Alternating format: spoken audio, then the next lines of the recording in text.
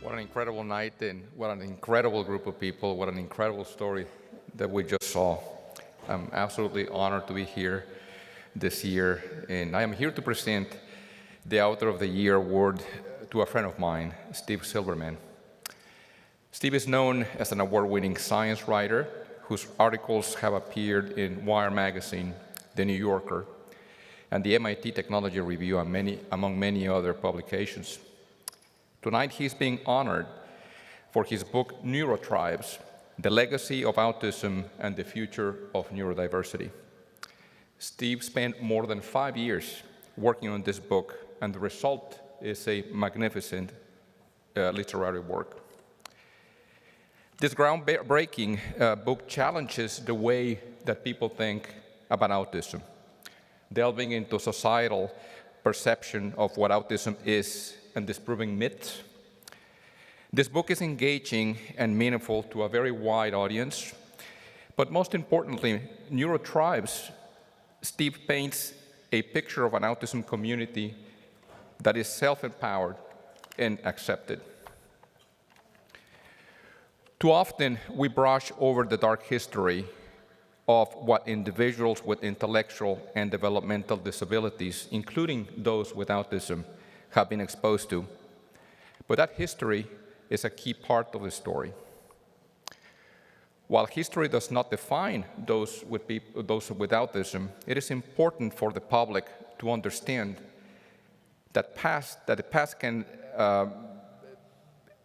you can get a better grasp of it, and why it is so important for us to be inclusive and to have an inclusive story for our futures. Brilliantly and passionately written, the book has gained international attention and has helped to educate many who knew little about autism, or worse yet, only had negative perceptions about the condition. With autism prevalence on the rise and many questions being raised, this book is a timely and more important tool in providing the public with a broader understanding of autism. Please join me in welcoming Steve to the stage, please.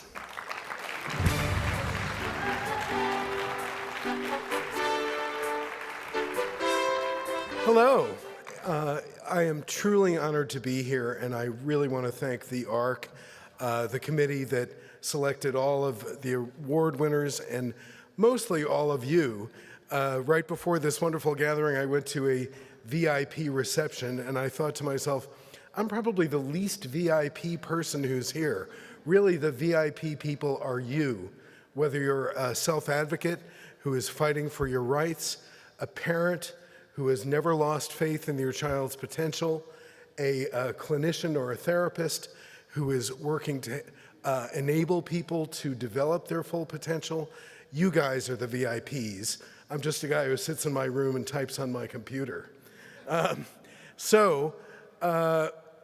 The first question that most people ask me when they find out that I wrote a history of autism that covers 80 years is whether or not I have a child on the spectrum, and I don't.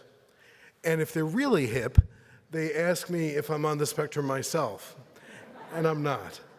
I came to the subject as a science writer for Wired magazine. In fact, my introduction to autism in an interesting way that you can read about in the book, was being on a boat with more than 100 computer programmers in Alaska in the year 2000. And I ended up writing an article for Wired magazine called The Geek Syndrome. And the funny thing about that article is that most magazine articles are forgotten basically overnight. I got email about that article for more than 10 years, almost every week. And these emails were addressing very basic problems in human living in terms of accessing services and supports. So autistic people would write to me and say, I was told over and over again that I was a precocious genius when I was very young, but I've never been able to have a job because I can't make it through a job interview. Or parents would tell me that they were having to sue their local school boards to get their kids an appropriate classroom placement. Meanwhile, the entire world was becoming sort of obsessed with autism, but it was having a very different conversation. It was having a conversation about whether or not vaccines cause autism. And I started to wonder, when did the needs of the people who are really on the front lines of autism, parents and autistic people themselves, diverge so drastically from the mainstream media interest in autism? And that's what got me looking at autism history. And after about a year of research, I realized that the standard version of autism history that's been repeated in thousands of textbooks and Wikipedia for decades was wrong. And that if you understood the correct timeline of autism's discovery, you would understand why the diagnoses appeared to soar in the 1990s. So that's what my book is about. I've gotten a lot of wonderful feedback on the book from autistic people, from parents, from clinicians and researchers, but I have to say, the remark that probably touched me the most was made by a young father who came up to me in Los Angeles when I gave a talk. And he came up to me and he said, "It never occurred to me to think of my beautiful boy as damaged or broken, but your book gave me permission to love him exactly as he is." And I feel that that's what the ARC has been about for a very long time. In fact, thank you. In fact, when I was looking at the history of the ARC, I came across a statement by the very first founding secretary of the organization that eventually became the ARC.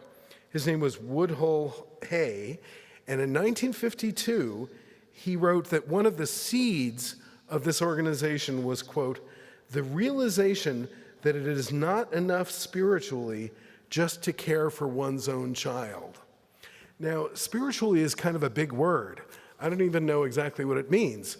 I'm just your standard run-of-the-mill gay, Buddhist, Jewish agnostic. But what I think it means is close to a phrase that was used earlier, tikkun olam, which means healing the broken world. And realizing that it's not disabled people who are broken, it's a world that does not provide adequate supports and resources for them so that they can thrive exactly as they are. And you guys are the VIPs who are making that possible. Thank you very much.